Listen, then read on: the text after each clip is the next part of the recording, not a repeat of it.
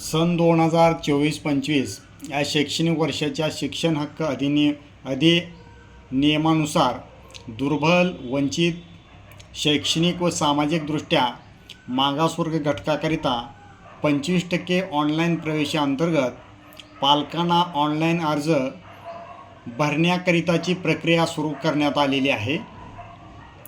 उपरोक्त विषयान्वये कळविण्यात येते की दरवर्षीप्रमाणे सुधारित अधिसूचना दिनांक 9/2/2024 नुसार सन 2024-25 या वर्षाची RTA 25% प्रवेश प्रक्रिया ऑनलाईन राबवण्यात येत असून सन 2024-25 शैक्षणिक वर्षाकरिता RTA अंतर्गत 25% राखीव जागावरील प्रवेश प्रक्रियेअंतर्गत 16/4/2024 ते 30/4/2024 या कालावधीमध्ये पालकांना प्रवेशाकरिता ऑनलाईन अर्ज भरण्याची प्रक्रिया सुरू करण्यात येत आहे. तरी याबाबत सर्व पालकांनी या संधीचा लाभ घ्यावा व ऑनलाईन परीक्षा फॉर्म भरून आपल्या विद्यार्थ्याला प्रवेशित करावे. तर यासाठी प्रवेशपत्र ऑनलाईन भरत असताना आपणास जे कागदपत्र डॉक्युमेंट लागतात ते काय आहे तेही आपण पाहूयात. RTA 25% ऑनलाईन प्रवेश प्रक्रिया 2024-25 प्रवेशाकरिता आवश्यक कागदपत्रे अत्यंत काळजीपूर्वक आपण पाहूयात. आता हे टीप RTE 25% ऑनलाईन प्रवेशाकरता लागणारी सर्व कागदपत्रे ही पालकांनी ऑनलाईन प्रवेश भरण्याच्या अंतिम तारखेपूर्वीची असावीत. त्यानंतरची कागदपत्रे स्वीकारली जाणार नाहीत याची नोंद घ्यावी. बालकाचे आधार कार्ड, रहिवासी पुरावा आणि जन्मतारखेचा पुरावा ही कागदपत्रे RTA प्रवेश पात्र सर्व बालकाकरता आवश्यक आहेत. याचा अर्थ आपण ऑनलाईन प्रवेश फॉर्म भरण्याच्या अगोदरचे आपले हे सर्व डॉक्युमेंट आपल्याकडे असणे आवश्यक आहे. आता यामध्ये आपणास जे कागदपत्र लागणार आहे त्याची तपशीलवार आपण सविस्तर पाहूयात. वंचित गटातील बालकामध्ये प्रवर्गाचा समावेश होतो.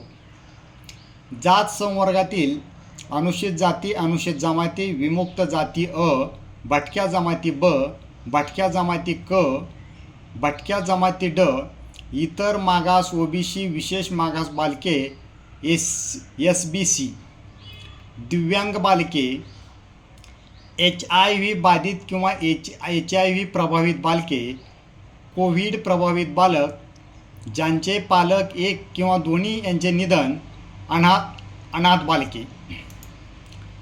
वंचित जात संवर्गातील बालक असल्यास प्रमाणपत्र वडिलांचे किंवा बालकाचे ते आपण काय आवश्यक आहे ते पाहूयात. वंचित जात संवर्गातील बालक उत्पन्नाच्या दाखल्याची आवश्यकता नाही. तहसीलदार, उपजिल्हाधिकारी, उपविभागीय महसूल अधिकारी यांचे प्रमाणपत्र, पालकाचा वडिलांचा बालकाचा जातीचा दाखला आवश्यक. परराज्यातील जातीचे प्रमाणपत्र ग्राह्य धरण्यात येणार नाही. दिव्यांग मुलांसाठी वैद्यकीय प्रमाणपत्राचा पुरावा, जिल्हा शल्य चिकित्सक, वैद्यकीय अधीक्षक, अधिसूचित जिल्हा शासकीय रुग्णालय यांचे 40% आणि त्यापेक्षा जास्त दिव्यांग असल्याचे प्रमाणपत्र आवश्यक आहे. HIV बाधित प्रभावित असल्यास आवश्यक कागदपत्रे पाहूयात. जिल्हा शल्य चिकित्सक किंवा वैद्यकीय अधीक्षक, अधिसूचित जिल्हा शासकीय रुग्णालय यांचे प्रमाणपत्र.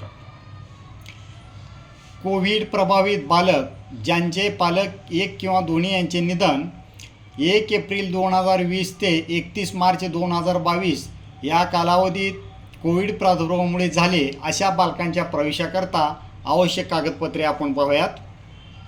वंचित गटातील बालकामध्ये कोविड प्रभावित बालक ज्यांचे पालक एक किंवा दोन यांचे निधन 1 एप्रिल 2020 ते 31 मार्च 2022 या कालावधीत कोविड प्रादुर्भावामुळे झाले प्रवर्गातील बालकांचा समावेश करण्यात आला आहे. सक्षम प्राधिकारी यांनी निर्गमित केलेले संबंधित पालकाचे मृत्यू प्रमाणपत्र, कोविड-19मुळे मृत्यू झाल्याने रुग्णालयाचे वैद्यकीय प्रमाणपत्र, सदर मृत्यू कोविड-19शी संबंधित असल्याने प्रमाणगणन हे शासकीय महानगरपालिका, नगरपालिका रुग्णालय अथवा ICMR नोंदणीकृत खाजगी रुग्णालय प्रयोगशाळांचा अहवाल आवश्यक आहे. अनाथ बालकाच्या संदर्भातली कागदपत्रे आपण पाहूयात. अनाथ बालकांच्या बाबतीत अनाथालयाची, बालसुधारगृहाची कागदपत्रे ग्राह्य धरण्यात यावीत. जर बालक अनाथालयात राहत नसेल तर जे पालक त्यांचा सांभाळ करतात त्यांचे हमीपत्र आवश्यक आहे.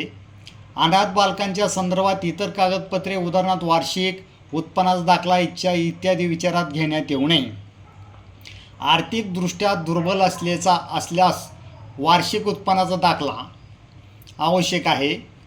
तहसीलदार दर्जाच्या महसुली अधिकाऱ्याचे प्रमाणपत्र, सॅलरी स्लिप, कंपनीची किंवा एम्प्लॉईचा दाखला, आर्थिक वर्ष 2020-21-22 किंवा 22-23 मार्च अखेरचे 1 लाखापेक्षा कमी वार्षिक उत्पन्न असलेले उत्पन्नाचा दाखला हा आवश्यक आहे.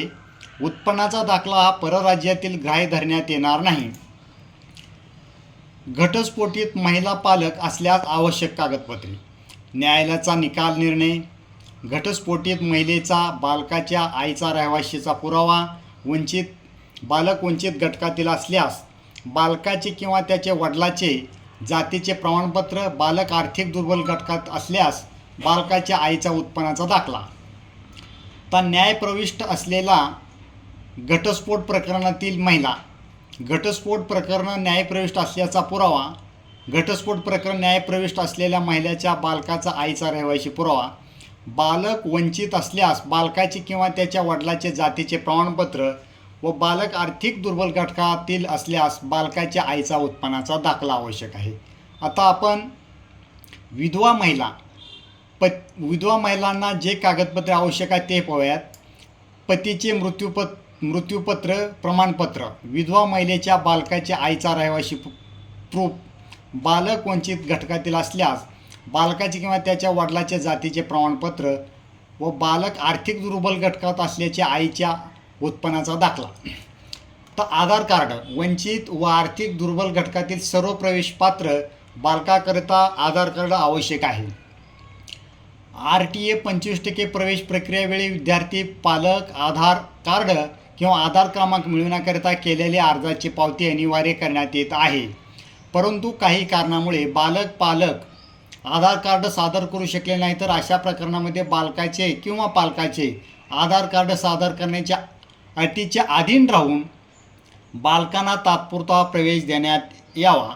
तसेच सदर आधार कार्डे तात्पुरता प्रवेश दिल्याच्या दिनांकापासून 90 दिवसाच्या आत शाळेकडे सादर करण्यात यावे.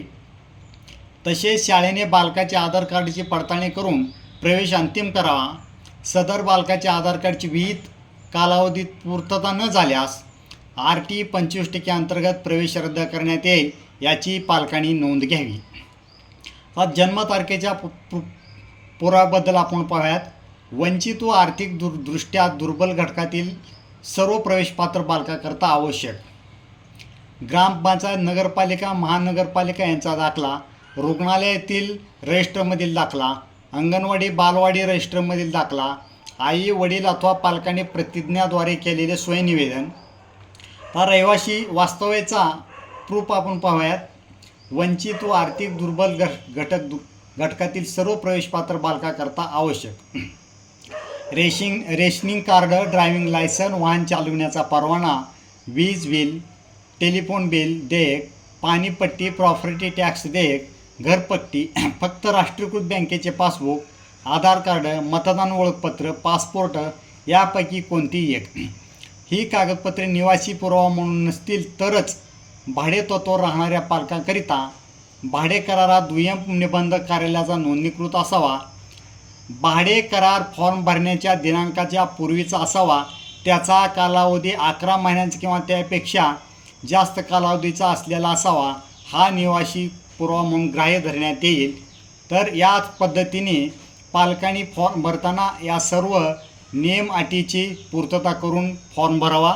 आपल्या फॉर्म भरण्यासाठी आपल्या विद्यार्थ्यांना व आपणास गट शिक्षणाधिकारी, पंचायत समिती कुर्डवाडी यांच्यामार्फत हार्दिक शुभेच्छा.